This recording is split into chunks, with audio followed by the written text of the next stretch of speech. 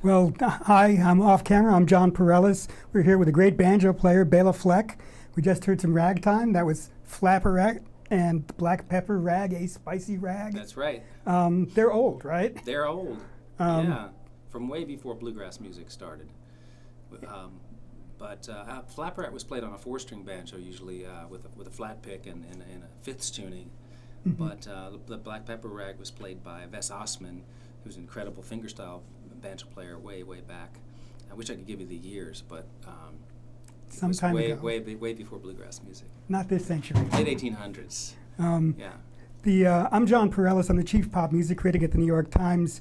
We're online on Facebook. You folks listening, watching can type in some questions, which we will relay. Our music editor, Caryn Ganz, is in a secret location and chiming in on the chat.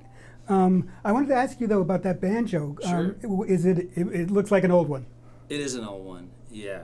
It is, I used to think it was from 1937, so I'll stick with that. But there's a collector guy, a banjo scholar, who told me that he actually studied up on exactly when it had to be from, not to get too involved, but because the original neck had the serial number stamped on the heel of the neck instead of inside. Usually they write them on chalk on these old Gibson master tones from the 30s. So just, and he said, which meant it had to come from 1934, which is terrible news for me because I've been telling everybody it came from 1937 for about 40 years. There goes your alibi. But at any rate, it's from a golden age of Gibson master tone banjos. It's from the same family that Earl Scruggs' Granada Gibson came from, and a similar year. Wow. And it sounds great. I mean, Thank you. it's really resonating in this tiny room. Let me ask you a question from our audience. Ty Bonaventura, a reader from Studio City, California, asks, from a technique standpoint, is there anything that you feel you've added to the playing of the banjo that you hadn't seen other players do before you? Have you advanced the technique? Yeah, I guess I have. I guess that's what I do. I mean, I'm always looking for things that will help me develop language that can be played on the banjo. Whether, and a lot of times it's a pattern or a position or a finger, a right hand technique, or it's learning the 5-string banjo neck, which is a weird tuning. I'm like, if you were going to play the kind of music that I play, you wouldn't necessarily want to play in an open G tuning because it's very limiting. But I just kind of have accepted that's the rules of the game, and so I've learned my way around it and learned to play in all the keys and learn my modes and scales like you would as if it was a real instrument. So you don't use a lot of weird tunings? Occasionally, but the thing is, when you're improvising, you need to know where you are. So if I throw it in a weird tuning to play a certain tune, and then it's time for me to play the solo, and I'm like, well, I don't know how to play what's in my mind, but because I've really studied this tuning, I can be a lot more spontaneous with it, and I know where the things are laying. Wow. I'm a little proficient in some other ones. I do a lot in double C now. Later on, I'll play you something in a double C tuning, which is neat. Great. Neat tuning, because obviously with this rolling pattern that I play with, it's based on came out of Earl Scruggs' style of playing, and became famous in the 40s. It's all about the open strings and having them resonate with the other strings. And so some things that I do really allow that to happen. Some things I don't, and it's because I'm trying to become a better musician and figure out my way around. It doesn't always make the banjo alive like those open strings, but I'm always looking for a way to get them in there. You always record with a lot of resonance in the banjo. You don't damp it down at all. Right. I mean, what you're hearing here is what you get, unless I'm doing an effect on purpose. Like with the Flecktones, there was a period when I was trying a lot of different outfits on sonically. But as the years have gone by, I've really, electric banjos with phase shifters and triggering keyboards or triggering steel drums or vibes from my banjo. And I thought that was really hip, but in a way, it was kind of like not accepting who I am or what I love about the banjo, which is the sound. So I'm trying more and more. Not trying. I've just sort of evolved more towards playing the acoustic. It's a very satisfying instrument to play. And the softer the music is, the more that resonance can come out. And the louder, the more people that are playing, the more complex the stage setup is, the more amplification that's needed, the less I get to hear what I'm hearing right now, what you're hearing, and you guys are hearing somewhat. Let me ask you another reader question. Bill Manning, a reader from East Boston, asks, do you find that the best modern banjos are as good as the most sought-after vintage instruments, or do the master tones from the 20s and 30s really have something more than mystique going for them? Yeah, I was just having that conversation today with somebody, and I think one of the things that I love about these old banjos is this. That's the 4th string, for anybody who's wondering. But the 4th string, and I know you're not going to hear it through the mic, and by the time it gets to you, you're not going to hear it, what we're hearing in the room, but the 4th string is like a cannon compared to new banjos. And it's not unusual to find high strings that sound pretty good. But this one has this bottom, but also a beautiful top.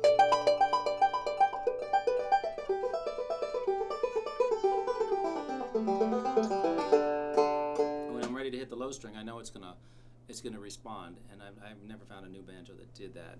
Or I would play one, because it's a pain in the ass to carry around and carry on planes, and I can't put it under, and I have to buy a seat for it a lot, but it's worth it to me For the sound that I get out of it. Yeah, well, it's an amazing sound. I mean, I'm kind of thrilled to be in the room with it instead of behind headphones. Yeah. We'll have to let Orville Gibson know. Whoever invented these things, way back, they did a good job. Eric from Aurora, Colorado says, your wife, Abigail Washburn, is also a renowned banjo player who has incorporated her international travels into her own compositions. That's right. You have. How has your playing been informed by her explorations? Well, I've gotten to go to China with her 3 times, and Tibet once, which was pretty incredible thing to do, which was a co-sponsored trip between the Chinese government and the American United States government, and that was a trip. But I learned. Of course, when I was there, I tried to learn what I could and listen to some music and interact. And she always does that when she goes over. She always plays with people. So there's lots of opportunity to listen to the peepaw and the different instruments over there and learn some stuff. So yeah, and we do some of that stuff in our set, a little bit of it. Yeah, anywhere I go, I always look to find out what's going on there, and there's a lot there. It would be a whole study. Like one of the things that I do as a musician is I feel like I could have the abilities to do a lot of different things, but there's only so much time in your life. So I feel like I'm interested in pursuing a topic for a while and then going on to another one. So, which means, I mean, I could spend a whole life trying to play classical music on the banjo. That could be a whole life. I went to Africa. I could spend a whole life studying the music of one region, but I went to 5 countries, and then, at some point I had to go back to my normal life. And so I think that's kind of what I tend to do, is I soak up as much as I can, and then I move on to something else, and I hope that it'll all inform my own music as I melt these things sort of into the folk process does their business to them all. Yeah. The unconscious process, whatever you want to call it. Well, actually, that leads into another reader question. Jordan Peck from Lander, Wyoming asks, is the writing and performance of music more of an intellectual, spiritual, or emotional exercise for you? It's all of those. I mean, they're all different parts of it. And like writing, you have to be very open and expansive to allow creativity to happen. But then if you're going to complete anything, you have to have this cold editing process that you do, where you study it and you go, well, that's no good, well, that's good, I like this, I don't, and you figure out how to, and if you're good at it, and then you can end up combining that sort of conscious and unconscious mind and create something that you like, and then hopefully someone else will like it too. But it's a process, and it takes a lot of different parts of your humanity to get something that reflects you, reflects all of those parts of you, hopefully. How about a little more music? Little more music.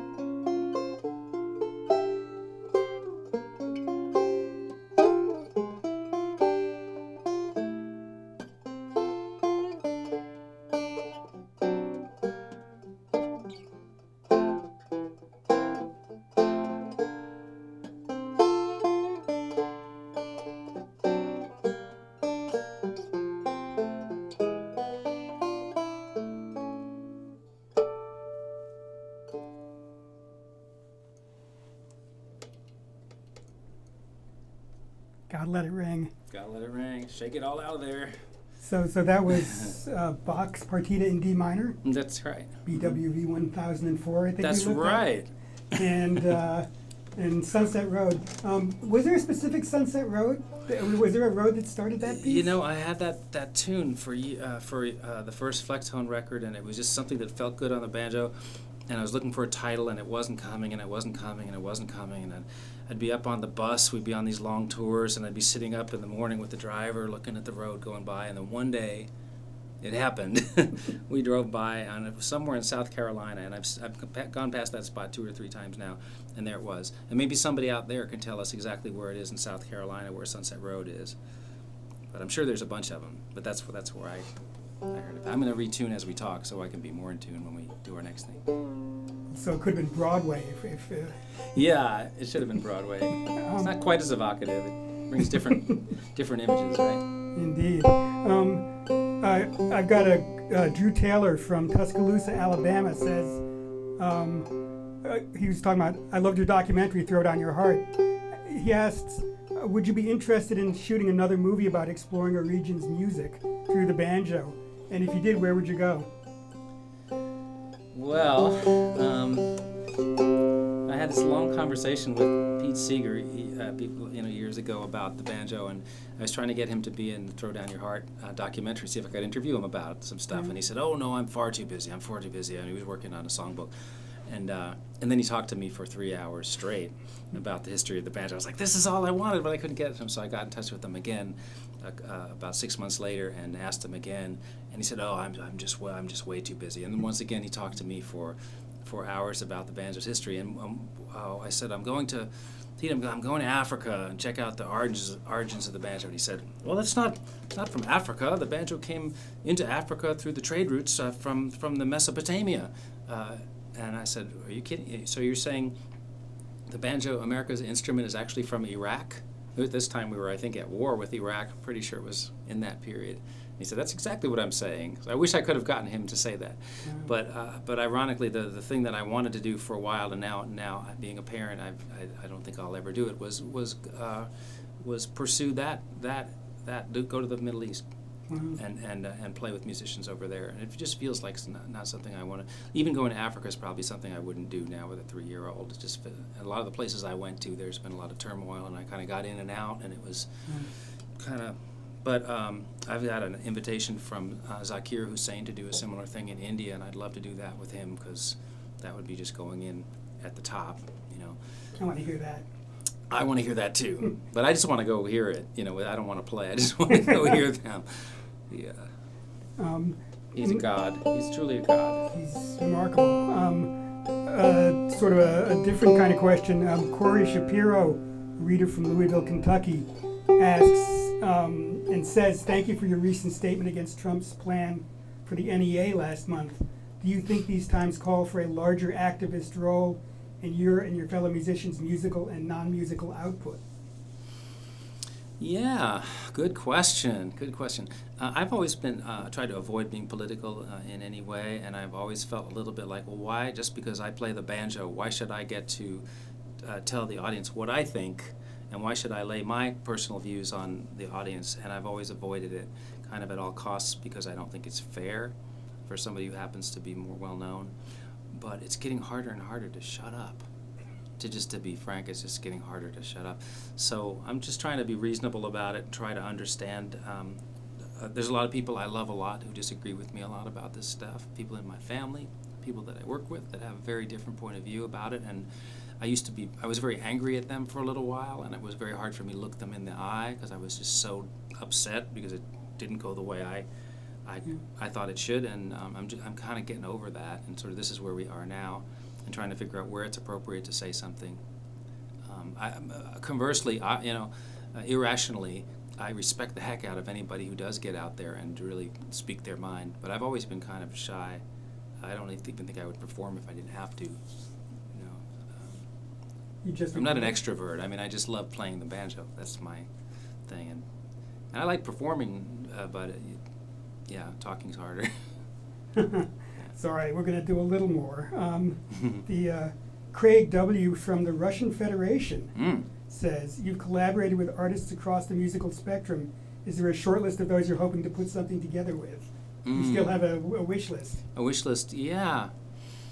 A few, but it's kind of crazy that this. I'm not that old, but I've played with a lot of the people that I really were on my bucket list. And people like Zakir, people like Chick Corea. These are the people that I was a big fan of when I came up. They were already, unbelievable superstars of music and brought so much to the music when I was just first learning to play the banjo. And now I'm lucky to count some of those kinds of people as friends, and even the people in the bluegrass world that were my heroes. A lot of them are my peers now. So it's every few years I go through a readjustment period. And it's an incredibly rich place to be, where I have to redefine my goals because I have achieved a lot of them and I didn't necessarily expect to. So I haven't really. I guess I've been a little derailed from thinking about what the next chapter is in terms of my personal banjo evolution because of having a child and making a decision that this is what I'm going to concentrate on now and not dreaming up big projects that take me. But that being said, there are a lot of musicians that are really exciting, and of course obvious ones like working on a collaboration with Chris Thiele, and it's the most natural thing in the world that we would play together someday and really do a project, and we've been working towards something there, and that's very exciting because we're so similar in a way, as opposed to collaborations that I love because I'm playing with someone that's so different. It's good to have both of those. So I'm slithering a little bit out of a straight answer. Well, we'll have to wait and see. Yeah. Can you talk a little about writing and thinking in odd meters? Sure. Do you have to? We all. If you grow up listening to music, you get 4/4 and 3/4. Right. But you're all over the place mathematically. Yeah. Is it an effort, or is it a puzzle solving thing, or is it just that tune had to be that way? Yeah, I thought that was part of the job of being a musician, was you should be able to play in every time signature and every key, and you should just be a complete musician. And then I discovered as I went along that it was kind of rare for people to. It was actually a specialty.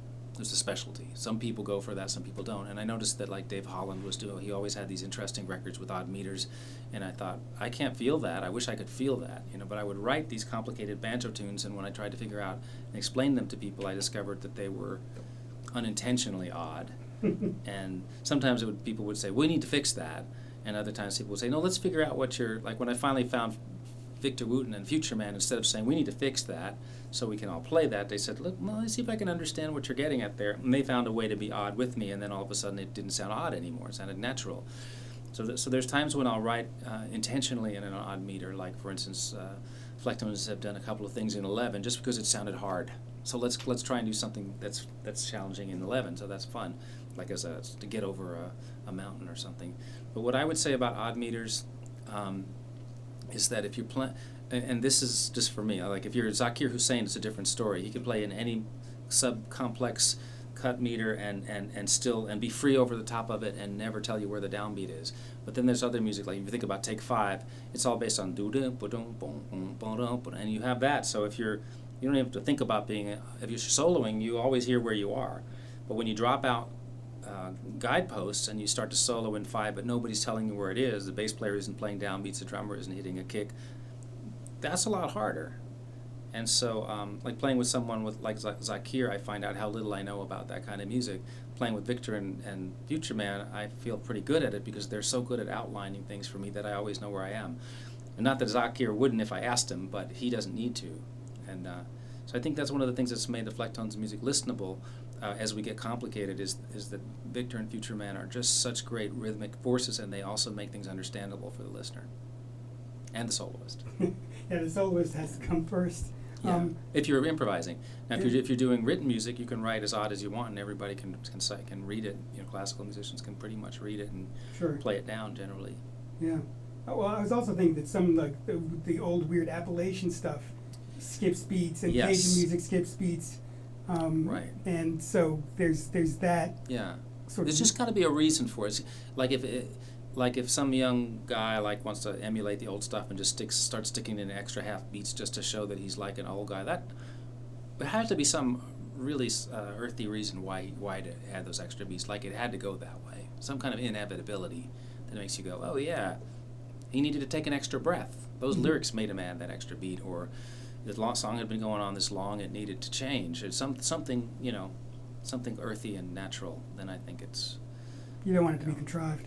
Yeah, well, I mean, I like it when it's really natural. I mean, if contrivance can be attractive too. So I'm hesitant to be negative towards any, because I mean, people that work really, really hard on really complex music that's contrived, and it can be wonderful or not, based on whether you like it or not.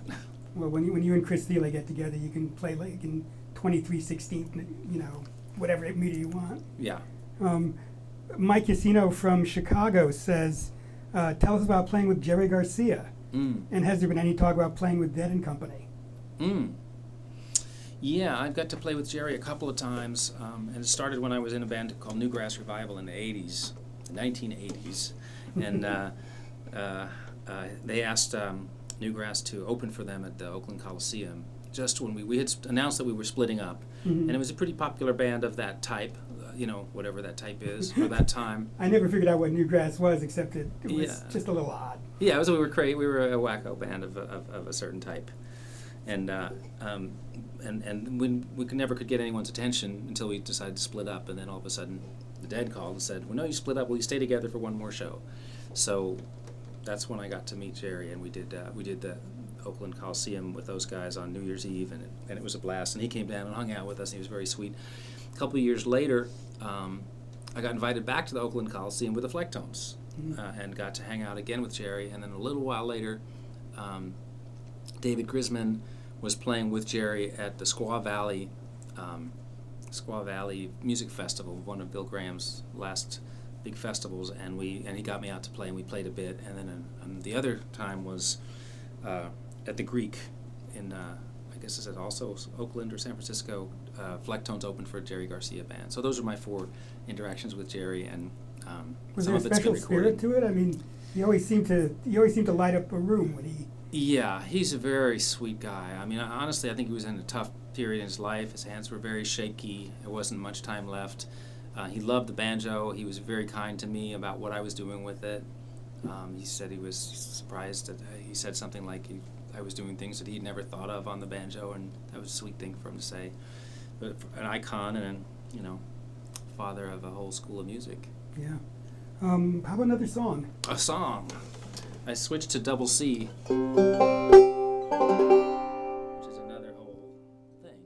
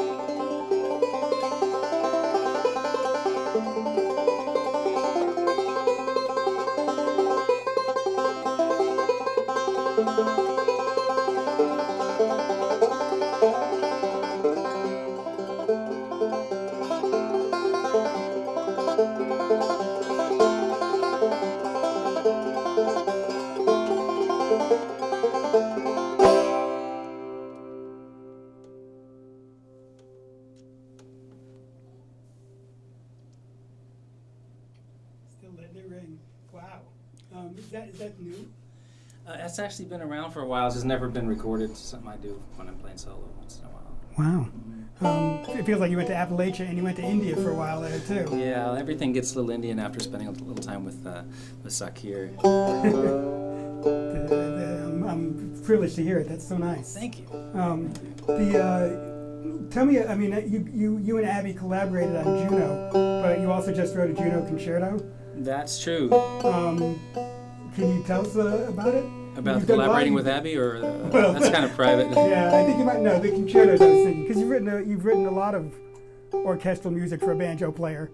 Well, I've written one other concerto and a piece for banjo and string orchestra, string chamber orchestra, I guess you'd call it. Which is already a lot for a banjo player. Yeah, that's a lot for a banjo player. Yeah.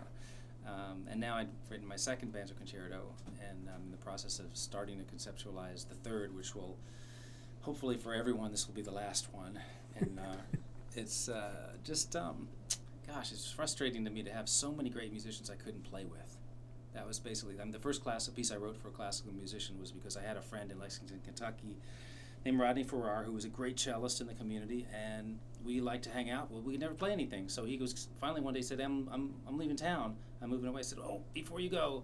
And I went home and I wrote a duo for cello and banjo, just so we could play together. And it just always bothered me that I don't have access to all these great musicians. So I started thinking about that, finding a way to incorporate the banjo into that world. And we just need some repertoire. That's all we need. And I learned from an album I did called Perpetual Motion, where I transcribed and did a lot of straight classical rep, like that Bach, for instance. Mm-hmm. It's playing a losing game to try to play music for another instrument on your instrument and make that the center of what you do, because it's guitar, piano and violin have so much more range, and the music was written for them. It falls off the instrument, or if it's challenging in a way that's made for that instrument to be challenging.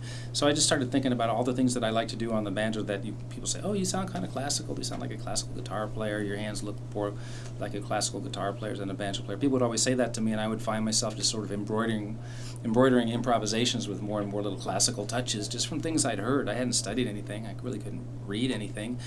And then it just came to me as I saw some friends of mine like Edgar Meyer and Mark O'Connor doing concertos. It was like, well, it's one of these days you should try to do that. But I put it off as long as I could, because it's a lot safer to be an armchair quarterback telling them what's wrong with, Their concerto. saying what's wrong with theirs than to go do it for yourself and see how hard it actually is to do.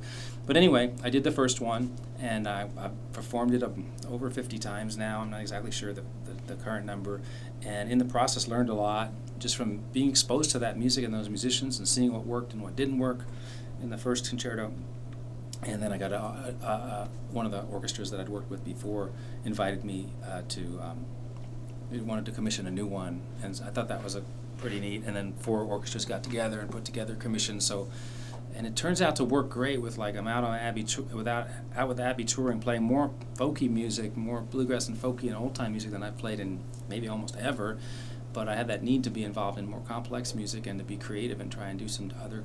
I'm not saying it's not creative to play folk music. There's lots of creativity, but this is a different side of me. And so I found that when they're asleep, with a newborn baby, it's a great time to write. And I don't need to call a bunch of guys and have them all there. I don't have to leave town for 6 weeks to go on to a tour.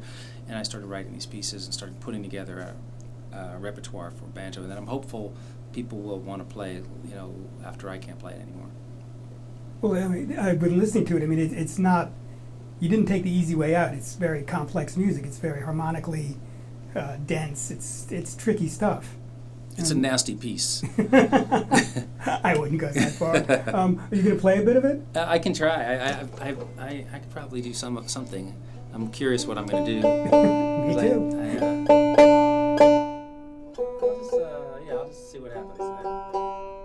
See, because when you write a concerto, you write all these. You folks at home, anybody who doesn't know, I'm sure you all do, but the orchestra comes and goes, and then you come in and you make your statement, and then you disappear, and then they come back and then you come back. So in order to try and play a cohesive piece out of all those fragments is actually something I haven't really put a lot of attention to yet, but I'll need to, because people ask me what you're asking. So I'll just start playing some of the themes, see what happens.